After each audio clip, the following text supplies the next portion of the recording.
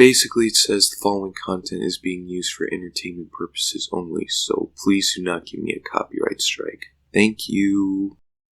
2022. What a year it's gonna be. That's the year I'm gonna graduate high school. It'll also be the year a boatload of stuff is going to release. There's the movies, including The Batman, Sonic the Hedgehog 2, Doctor Strange in the Multiverse of Madness, Jurassic World Dominion, Lightyear, Thor, Love and Thunder, Spider-Man Across the Universe, Part 1, The Flash, Black Panther, Wakanda Forever, and Avatar 2, among several others. Then there's the video games, including LEGO Star Wars, Skywalker Saga, Saints Row Reboot, God of War Ragnarok, Gotham Knights, Marvel's Midnight Sun, Suicide Squad, Kill the Justice League, and the sequel to Legend of Zelda Breath of the Wild, among several others. And of course, there's the TV shows, including the final season of The Walking Dead, the third season of The Boys, Andor, the Halo series, Moon Knight, Ms. Marvel, Obi-Wan Kenobi, She-Hulk, the fourth season of Stranger Things, the third season of Umbrella Academy, the third season of Mandalorian, and the final season of Better Call Saul, among several others. As you can see, I only named the movies, video games, and TV shows I took interest in. Oh wait! Right. I forgot to mention one other TV show that's coming this year. I mean, it's the whole reason you clicked on this video in the first place. Well, either that, or it's because I finally uploaded a video after a long-ass time. In any case, a TV show that I'm personally most excited for, and hopefully won't take too long to release, is Vivziepop's Hazbin Hotel. Hey guys, I know this isn't the type of content I normally post, but I figured I should try something different. Now I'm aware that I haven't been uploading a lot, and I apologize if that bothers you guys. It's just that this year is my final year in high school, as stated before, and I've been trying my best to make sure I pass and graduate. So in turn, that causes me to lose the energy and motivation needed to keep making videos. Hopefully this video will make up for it, considering how long it is and how much effort was put in it. Anyways, let's get this video up and rolling. So, it should be no surprise to you guys that I'm a major Vivziepop fan, and considering the previous videos I upload on my channel, as well as my videos I post on my Tik-Tok, which, by the way, if you haven't followed me yet, you totally should. I post a whole lot more there than I do here. Those who aren't aware, Vivziepop is a YouTube channel that makes kick-ass animation shows. Their major one is being Hazbin Hotel and Hell of a Boss. I've always loved the art style these shows have because they sort of remind me of the way I draw, in a sort of way. I say sort of way twice. Anyways, Vividy Medrano, the main creator of both shows, has revealed that she has major shit planned for this year. She even confirmed a second season for Hell of a Boss and uploaded a teaser consisting storyboards of what's to come of Season 2. Season 1 hasn't even finished yet, though by the time this video uploads, the last episode will have probably aired, so... Anywho, as of right now, only the pilot of Hazbin Hotel has been released, and in August 2020, the show was acquired by A24 Studios. There has been much news of the show since. However, the official social media accounts for Hazbin Hotel have recently posted teasers, including a new look of the hotel, and more recently, a new look of the main character of Hazbin Hotel, Charlie Charlie Morningstar. Gotta tell you, I'm not a huge fan of the name change. Just seems a bit too much. It doesn't sound really hellish, if that makes sense. First time I saw this look, I'm gonna be honest with you, I mean, it's okay. I don't necessarily hate it, but I do have my complaints. Mainly, I didn't like that she was wearing so much red. Even her eye color changed to red. I really wouldn't mind if the color stayed black. Also, she looks taller in this picture. Maybe a bit too tall for her character. I preferred her previous design because of how significant it looked. Her outfit consisting of a bright pink coat and black pants made her stand out compared to the other demons. It made her look like both a saint and a sinner. It was the perfect color balance. Perfectly balanced, as all things should be. And this new, fully red design completely butchers that significance. Once again, I'm not hating the new look. Really, I'm not. I'm really not. I'm just saying why I prefer her old one better.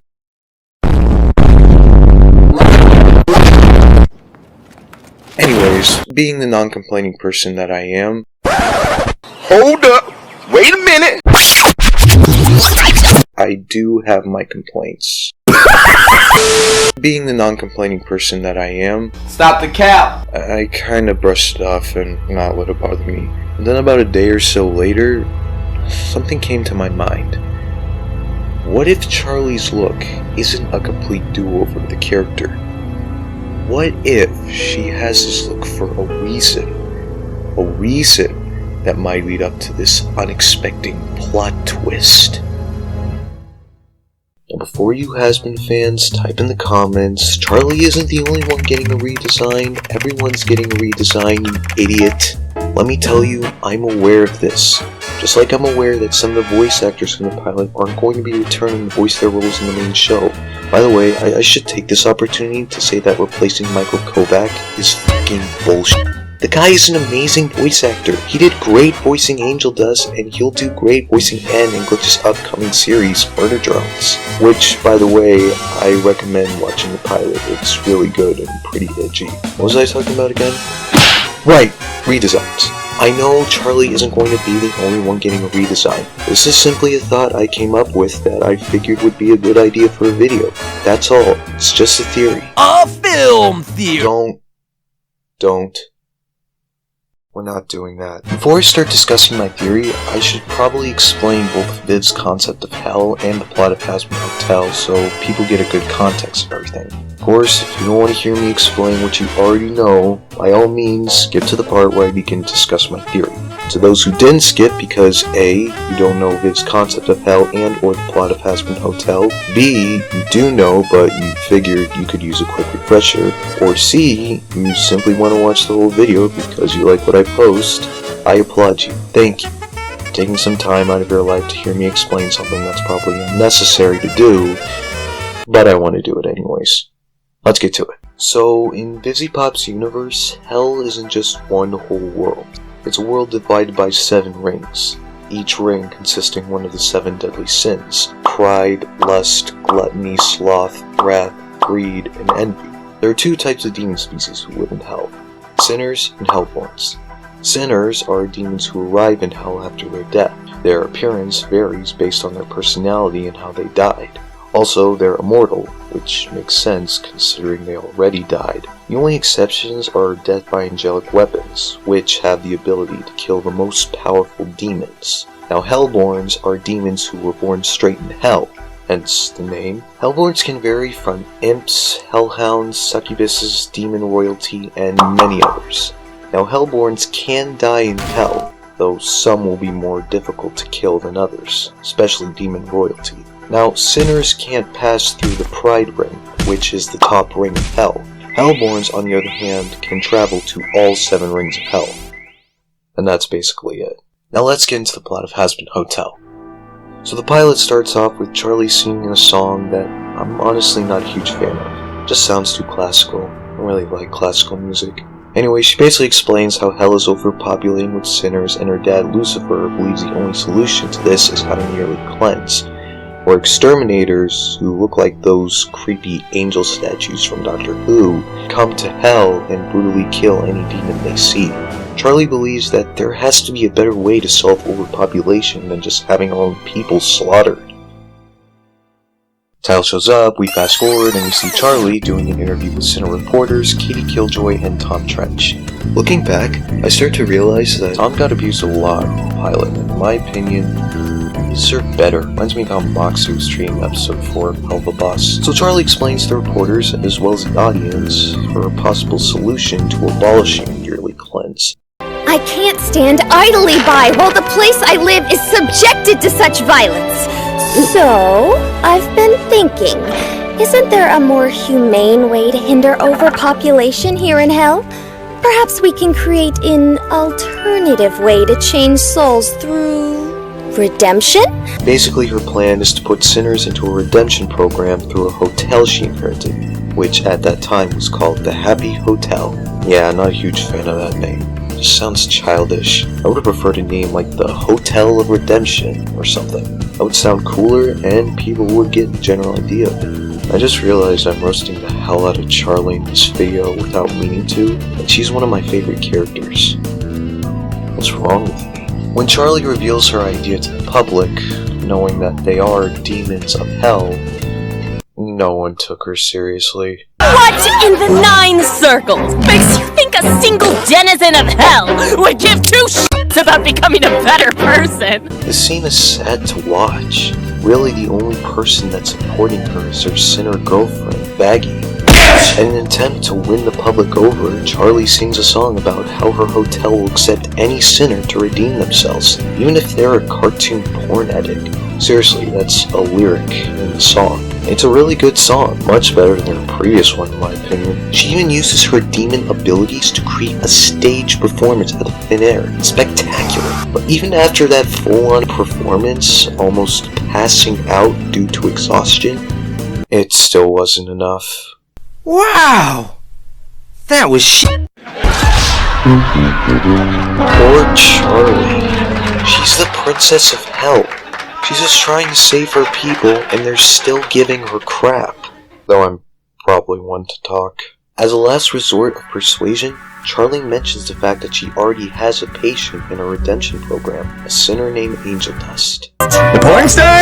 You f***ing would, Tom. I rest my case. Angel Dust is both a porn star and a stripper who has a pretty f***ed up origin story. But I'm not going to get into it because this video isn't about Angel, it's about Charlie. Though you should get the song added to listen.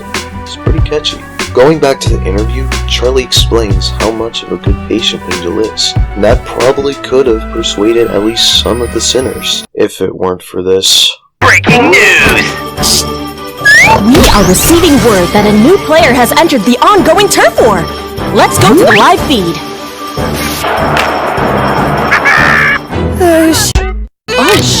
Indeed.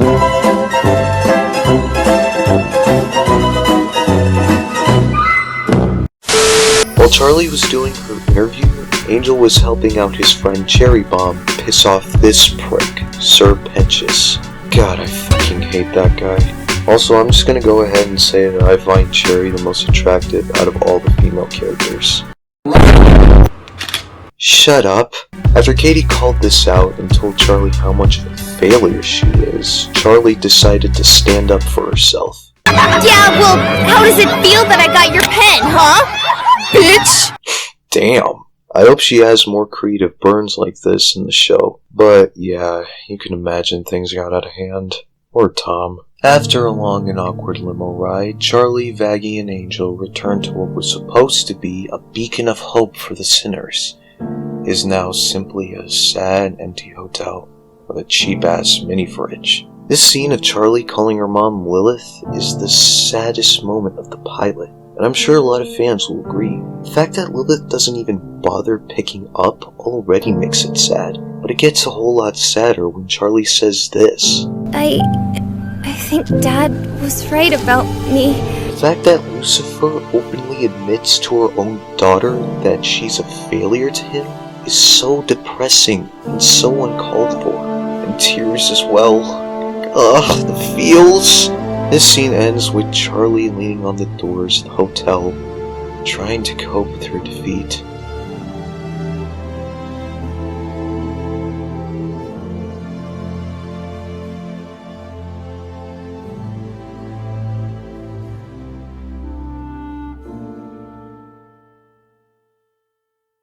And suddenly,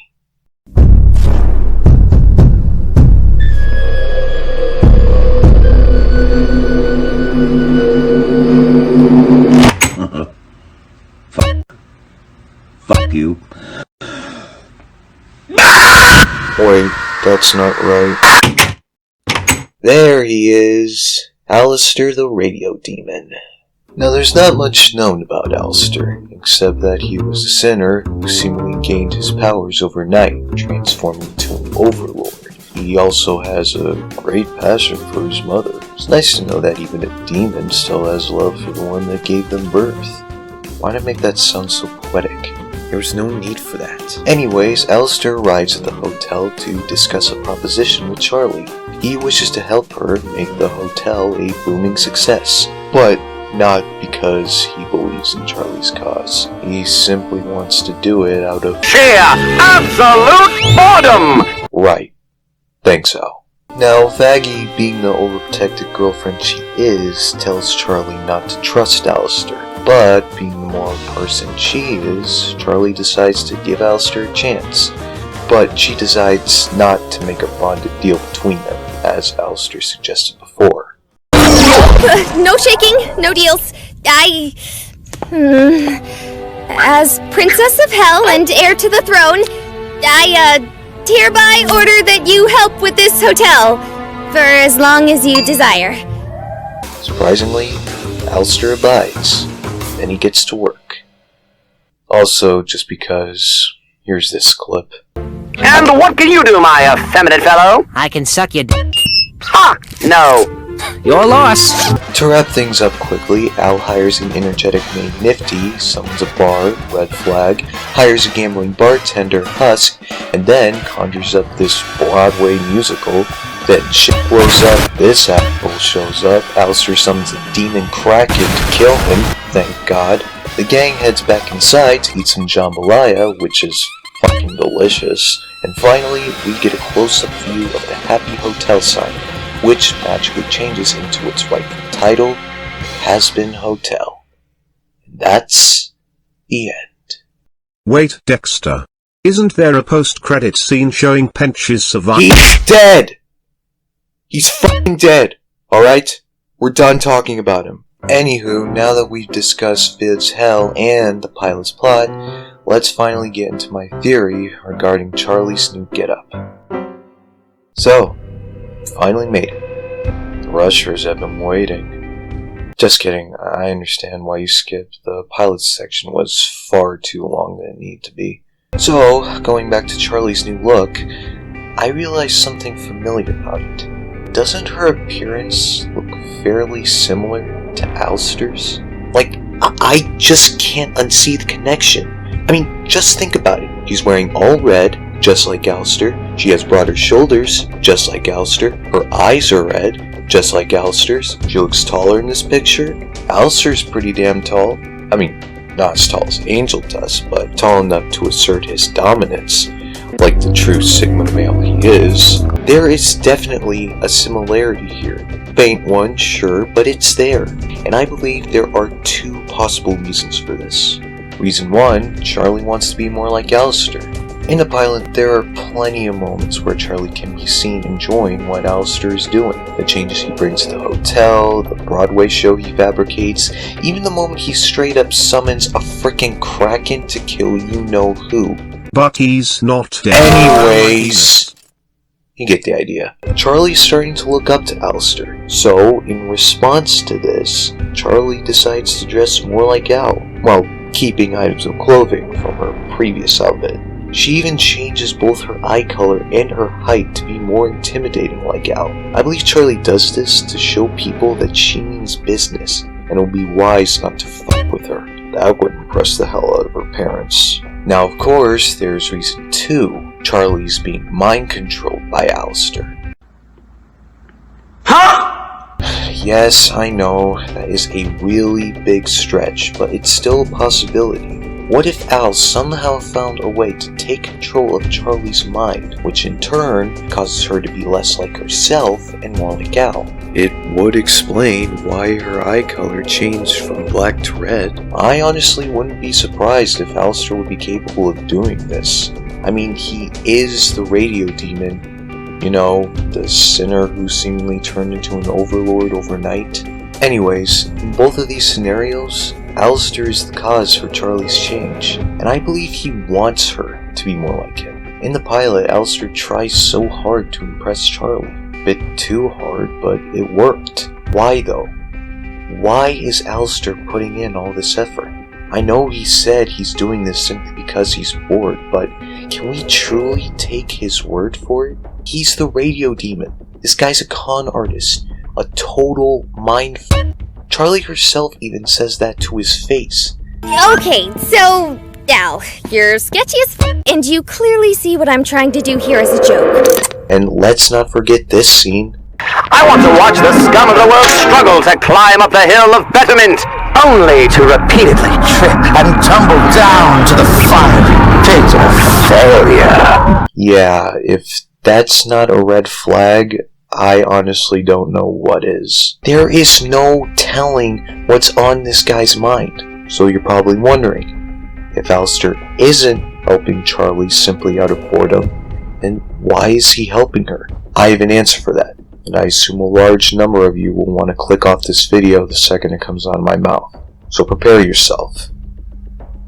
You ready? The real reason why Alastor is helping Charlie with her hotel is because he wants her to fall in love with him so they can get married.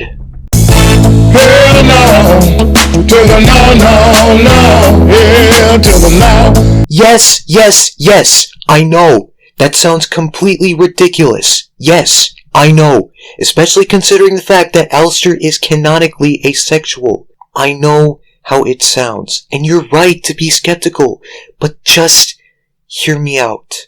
I believe Alastor is trying to make Charlie fall in love with him because, as stated before, he's trying way too hard to impress her. I mean, I can't be the only one who thinks that this dance had at least some romantic tension. Yes, I do believe Alastor is actually asexual. Now you're wondering, if you believe he is, then why do you believe that he wants Charlie to marry him? I have an answer for that as well, and it will make my theory a whole lot more sense. Alastor wants to marry Charlie not because he loves her back, but because he wants to take control of the entirety of hell. Yeah, that makes sense. I mean, just think about it. If Alastor were to marry Charlie, you know what that makes him? Prince of Hell. Or maybe there's a specific title for the Princess of Hell's husband. I don't really know. Either way, what does that also make him? The next in line for the King of Hell, if and when Lucifer dies. Remember when I said the reason for Charlie's new look could lead up to an unexpected plot twist? Well, as much as I would like to believe that Al's a very patient man, I doubt he would want to wait thousands of years before Charlie's parents eventually keel over. Which brings me to the twist. Sometime in the show, Charlie's parents will be murdered. Say what? Yeah, that's right. I'm going that far, bitches. Sorry, I didn't mean that. You guys are awesome. Thank you for not clicking off this video. Anyways, Viv herself confirmed that high royal demons like Lucifer and Lilith can only be killed by being smitten by angels who are much more powerful than they are. Credit to Cartoon Universe for that information. Now, that's an issue for Alastor because he isn't more powerful than them, so he can't kill them himself. And I doubt Charlie is as powerful as her parents, so Al can't get her to kill them for him.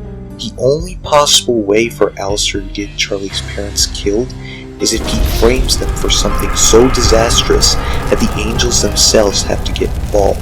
That's why Al is trying so hard to impress Charlie in the pilot, because he wants her to trust him, and it's working. Whether Alastor plans to control Charlie's mind or not, he's going to try and make her help him in the scheme, which I believe consists of the following. First, Al and Charlie are going to create Armageddon hell so catastrophic that the angels just can't ignore it. Next, they will find a way to get the whole thing blamed on Lucifer and Lilith. Then, they will sit and watch as the two are smitten. Finally, they are both deemed King and Queen of Hell. But of course, there's one last problem for Al, trying to get Charlie down with this plan. Now this wouldn't be an issue if Alastor is controlling Charlie's mind. Now if he isn't, that's going to take a whole lot more persuasion. You would probably have to say something along the lines of this. Now Charlie, my dear, I know all you want to do is make your parents proud, but the truth is, they don't give two shits about you. I highly doubt they will abolish the cleanse anytime soon, and as long as they are still living, the cleanse will still stand. However, if we were to become rulers in hell, we would have the ability to abolish it for good. You know what must be done. I know it's against your moral code, but think about the thousands of demons who get slaughtered every year simply because your parents are too naive to see that it's just pointless. Come on. What's two more people, right? Yeah, I know. My impressions need work. So there you have it, folks. Charlie's new look is the start of her falling under the influence of Alastor, causing her to fall into a downward spiral. Seeing Charlie go down this path by killing her own parents will be truly heartbreaking. But at the same time, in my opinion, it would be fucking genius. It would make Charlie a perfect dynamic character.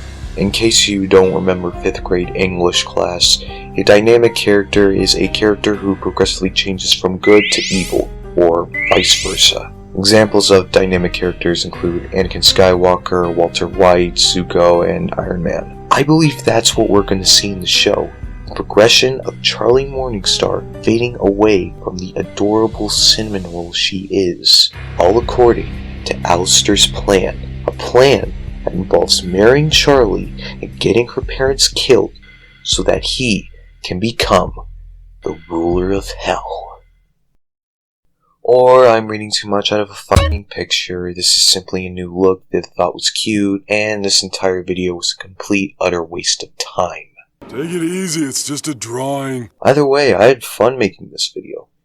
I don't regret wasting nearly a month of my life for it. I regret nothing.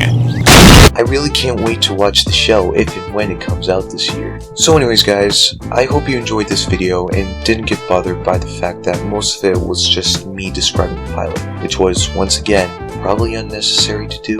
Anywho, if you did enjoy this video, don't forget to like and subscribe if you haven't already. Also, feel free to comment down below your thoughts and correct me if I got anything wrong. I have no doubt that I did. I can't wait to graduate so I can have more spare time to make more videos like this. Though I might have to get a part-time job. I can't wait to show you guys the videos I plan to make in the future, including an entirely new idea for my future Gmod series that's way much better than my previous idea. So, as Alastor says, stay tuned. Wow, that was incredibly dumb. See you guys.